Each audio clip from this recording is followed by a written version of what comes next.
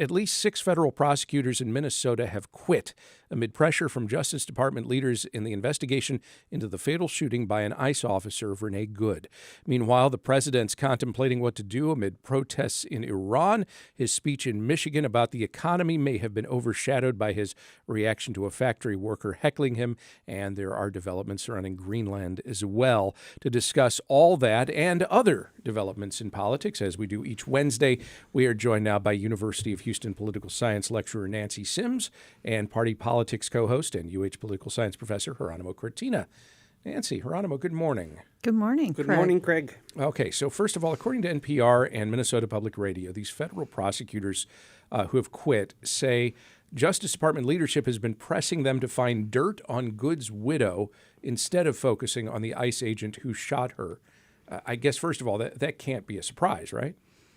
No, it's not a surprise at all. And I think it's important to understand that these prosecutors have worked conservatively and have been aggressive on investigating other events in Minnesota, including the fraud scandal that's gone on there. So they're not wild-eyed liberal prosecutors. They're actually concerned to the degree they are being pushed. On the other hand, Jeronimo, they also have bosses, and their bosses are telling them, don't focus on this, focus on that.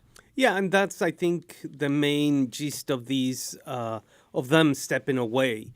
And the clear issue, even me without being a lawyer, is when you have such an incident like that, you have to investigate who pulled the trigger, regardless of what's going to be the outcome of the investigation. So it is very odd that the instructions, or I guess the political line that they were given was, we're going to go this route without investigating this route. And the other thing was that the feds decided to shut down what would be a normal investigation involving the state and local authorities, as happens every single time these situations happen. Yeah, how unusual is that, Nancy? It's very unusual for them to shut out the local and state authorities, particularly state authorities. And so, as you know, with this investigation, they have completely blocked Minnesota police and Minneapolis police. So it's very unusual for that to happen. And another reminder, Jeronimo, that when we say everything these days is politicized, we mean everything is politicized. Every little thing. This morning, President Trump said anything less than U.S. control of Greenland is unacceptable. Vice President Vance and Secretary of State Marco Rubio are meeting with Danish and Greenlandic officials today. Do you expect anything to come of it? I'm so concerned about this Greenland situation, and it'll be interesting to see the outcome of the meetings, if they can find a middle ground. But the threat is to the NATO alliance and our relationships with our European allies. And that's what has a whole world concerned at the moment. And I think it's concerning that President Trump is being so aggressive about this small country. And you characterize it as a Greenland situation. It's in many ways just a wholly manufactured situation. Exactly. There was no need for this. We have a base already on Greenland and have had a cooperative relationship with them for decades. Jeronimo, the president was in Michigan yesterday and delivered a speech at the Detroit Economic Club. How did it go? Well, it didn't go very well, I think. And this is part of President Trump's, I guess, nationwide tour to prepare the base for the midterm elections. And basically, his speech was referring to how he has and his administration has improved, quote unquote, the economy. He, as usual, stepped out of potentially from the teleprompter, did many remarks that were not in tune with what he was supposed to do in terms of the economy. And once again, we see this juxtaposition in terms of what he's saying in terms of the economic reality that he sees and the economic reality that the average American is living every single day. Prices have not gone down. Going to the supermarket still every week or every month or every so often more expensive than it was before. Inflation is still right there, hasn't gone down. As a matter of fact, the numbers that we got earlier this week says that we are 2.5% higher than we were a year ago. So it's a very important piece of this midterm election. And if the White House cannot rein it, which is something extremely complicated in a couple of months to do before the midterm election, then it may have important implications. As we heard in the Marketplace Morning Report just before today's program, there are a number of statistics that the president cited yesterday that have been easily fact-checked and corrected. And if you missed that on air, you can certainly read up about it from marketplace.org.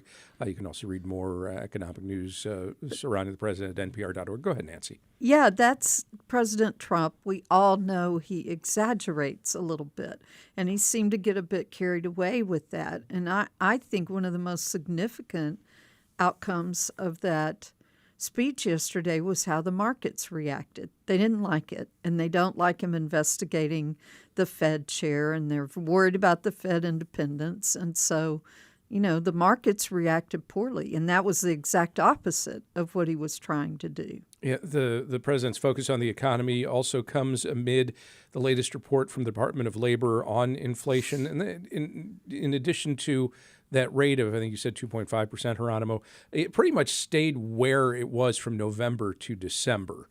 Other economic news includes China reporting a record trade surplus despite the president's tariffs. China's exports to the U.S. declined by 20%, but were more than offset by trade to other nations. So it would seem all that's happened is the U.S. and China are doing less business, and it hasn't had any measurable economic impact on China. Fair to characterize that as not what the president had intended. Nancy. Right. That's exactly right. So they just found other countries to do business with and who welcome them as trading partners versus the punishment Trump has tried to put on them, and it hasn't affected their economy in a major or significant way.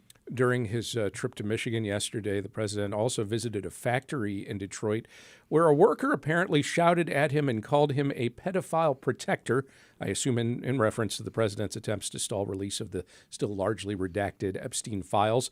The president responded by giving the man the finger and apparently using a choice four-letter word in reply, or at least mouthing it at the very least. That tracks, but does it hinder or help him politically at the moment? I think that the context here is that we are in a very, very, very, let me say it again, very polarized society and very polarized political momentum. So for those that support the president, whatever the president does, it doesn't really matter. They're going to still support the president no matter what. And for those that do not support the president, then this intensifies the lack of support from this side of from that side of the aisle. So it doesn't really matter anymore in the sense of what's going to be the consequences, as we have seen during this administration. The type of consequences are not immediately vivid in terms of voters' demand. So it's a matter of you have to see where that effect is going to happen, and it only magnifies whether support for the president or lack of support for the president. Well, I worry about the poor gentleman that shouted at him because he may face a criminal investigation, which really isn't funny, but that's where we are right now.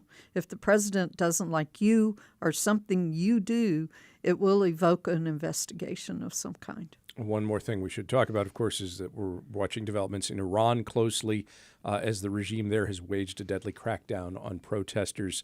President Trump has threatened military action and is warning countries that do business with Iran that he could, wait for it, impose a tariff.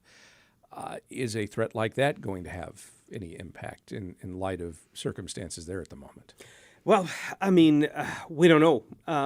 Tariffs come and go. This would affect especially countries that do business, aka buy oil from Iran, namely China, Russia, and other countries. And as we saw, China did something else. So China is going to buy oil from another country, or is going to do something different.